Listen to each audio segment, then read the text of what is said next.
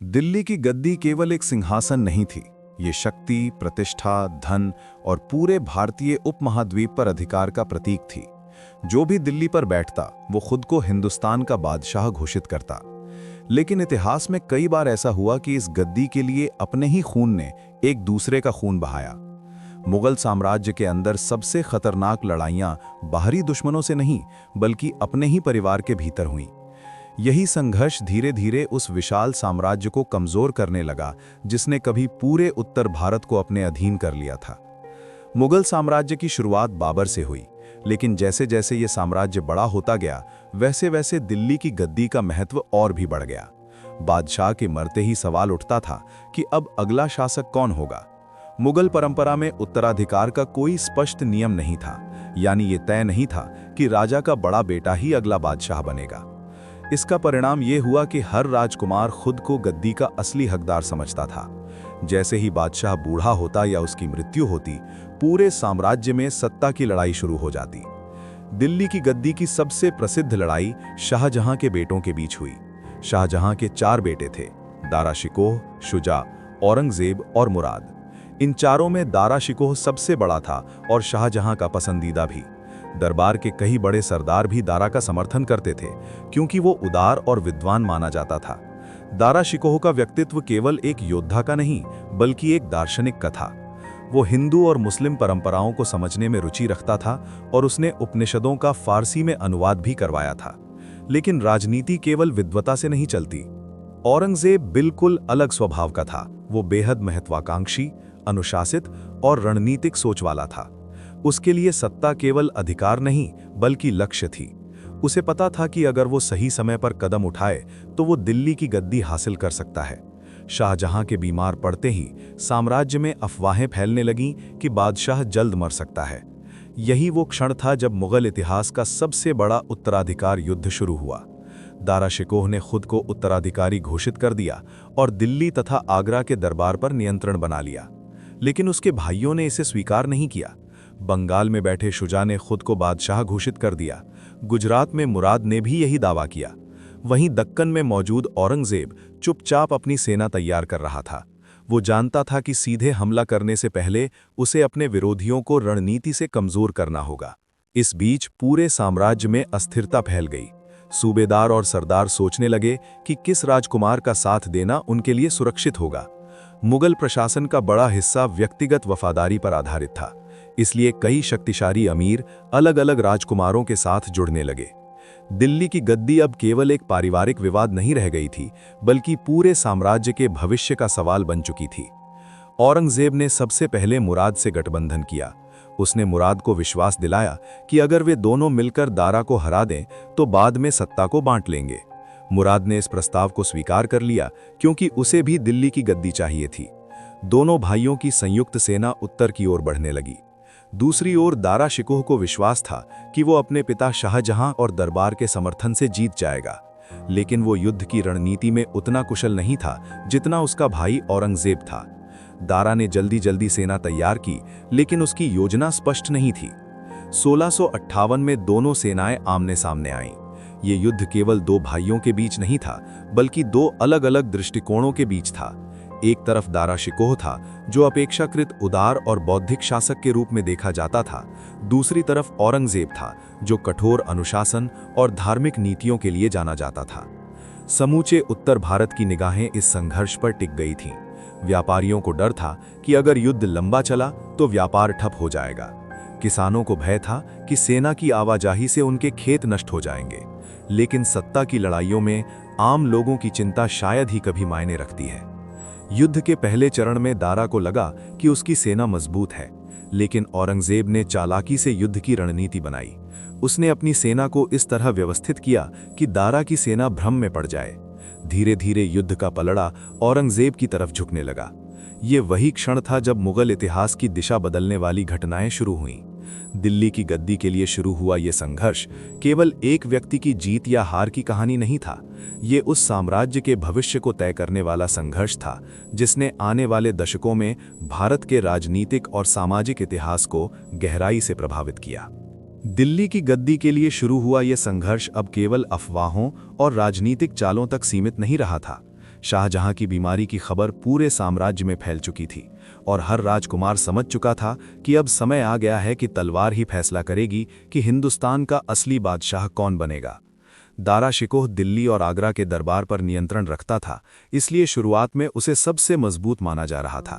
दरबार के बड़े अमीर, कई सूबेदार और प्रशासन का बड़ा हिस्सा उसके साथ था। लेकिन मुगल राजनीति केवल दरबार के समर्थन से नहीं चलती थी, असली ताकत सेना और रणनीति में होती थी।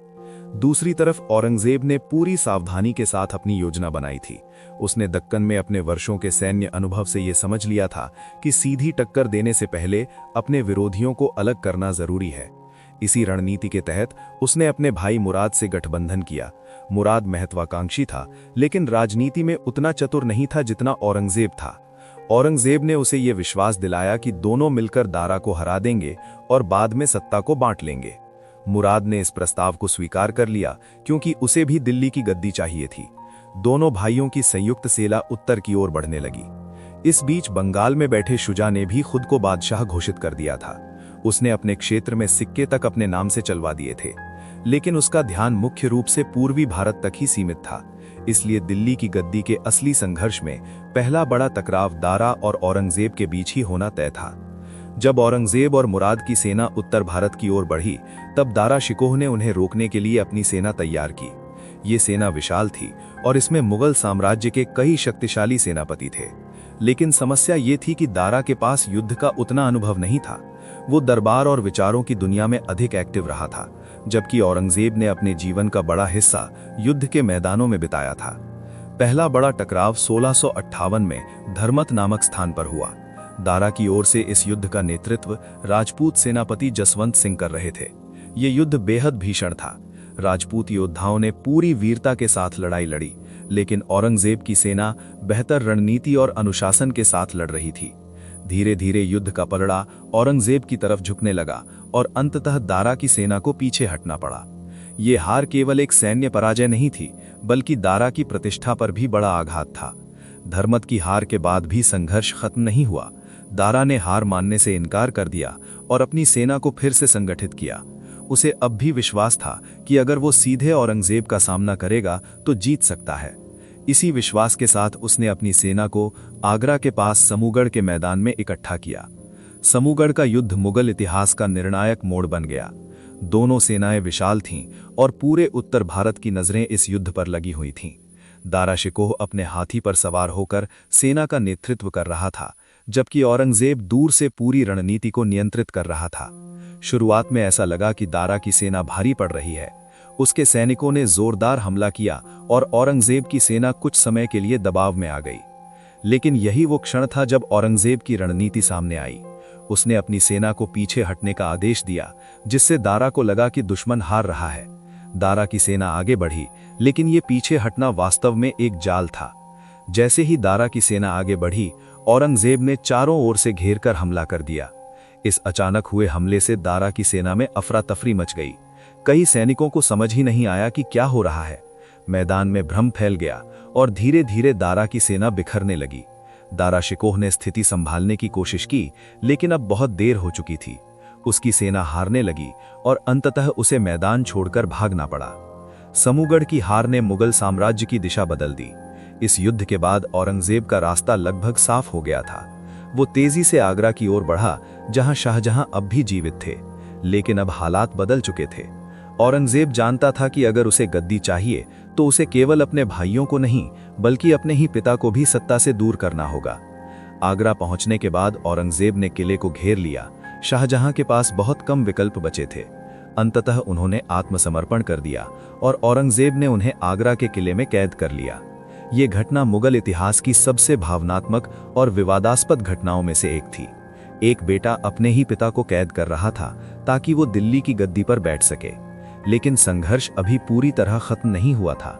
दारा शिकोह अब भी जीवित था और वो हार के बाद भी उम्मीद नहीं छोड़ रहा था।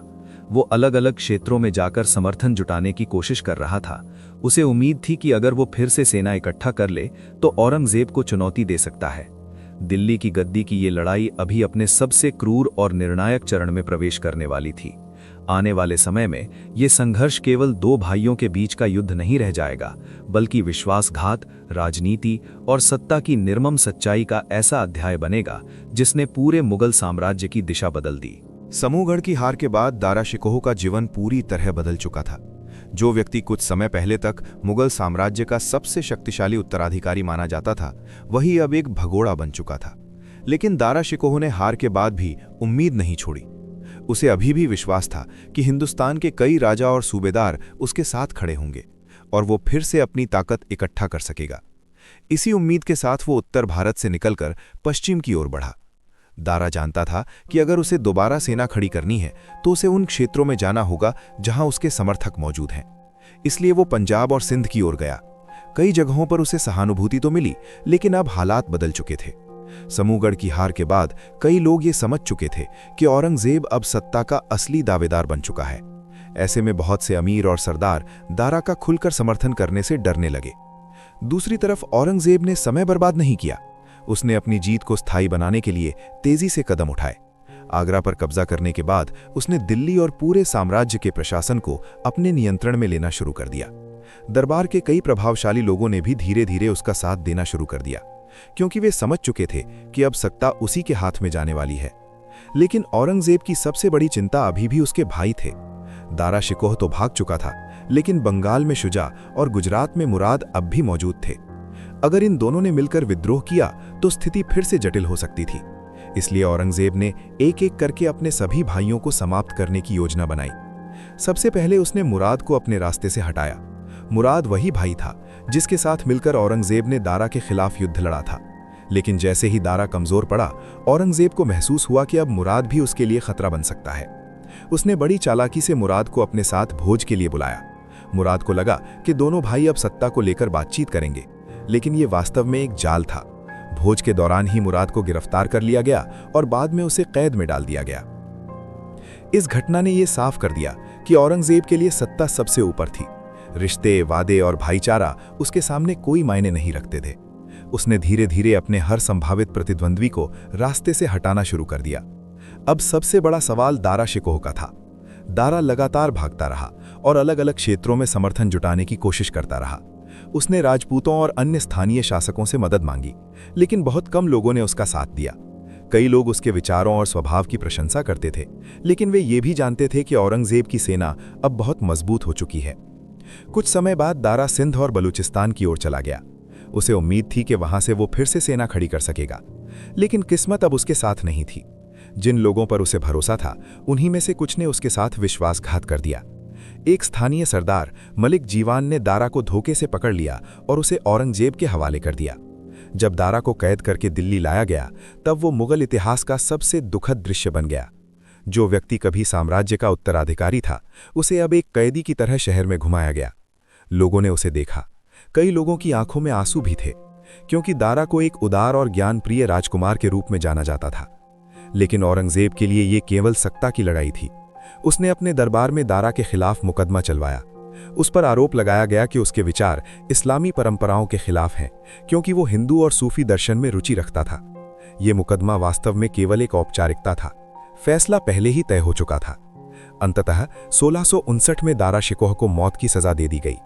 इस घटना ने मुगल इतिहास में एक गहरा मोड़ पैदा किया। दारा की मौत के साथ ही औरंगजेब का सबसे बड़ा प्रतिद्वंद्वी समाप्त हो गया।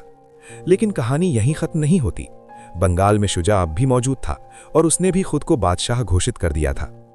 औरंगजेब जानता था कि जब तक शुजा जिंदा है, तब तक उसकी सत्ता पूरी तरह सुरक्षित नहीं है। इसलिए उसने अपनी सेना को पूर्व की ओर भेजा। शुजा और औरंगजेब की सेनाओं के बीच कई संघर्ष हुए। अंततः शुजा को भी हार का सामना करना पड़ा और उसे बंगाल छोड़कर अराकान की ओर भागना पड़ा। वहां उसकी कहानी धीरे धीरे इतिहास के अंधेरे में खो गई। इन सभी घटनाओं के बाद दिल्ली की गद्दी के लिए शुरू हुआ यह भयानक संघर्ष समाप्त हो गया। औरंगजेब अब बिना किसी बड़े प्रतिद्वंद्वी के मुगल साम्राज्य का बादशाह बन चुका था। लेकिन इस जीत की कीमत बहुत भारी थी। भाइयों का खून, पिता की कैद और पूरे साम्राज्य में फैली अशांति ने इस जीत को एक दर्दनाक अध्याय बना दिया। दिल्ली की गद्दी के लिए लड़ी गई ये लड़ाई ने यह दिखा दिया कि सत्ता की राजनीति कितनी निर्दयी हो सकती है।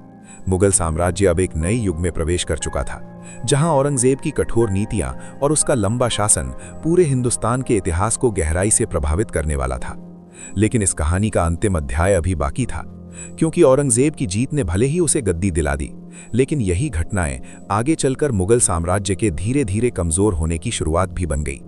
आने वाले वर्षों में यही सत्ता संघर्ष और उसकी नीतियां साम्राज्य की दिशा को पूरी तरह बदलने वाली थीं। दिल्ली की गद्दी के लिए हुआ यह संघर्ष अब लगभग समाप्त हो चुका था।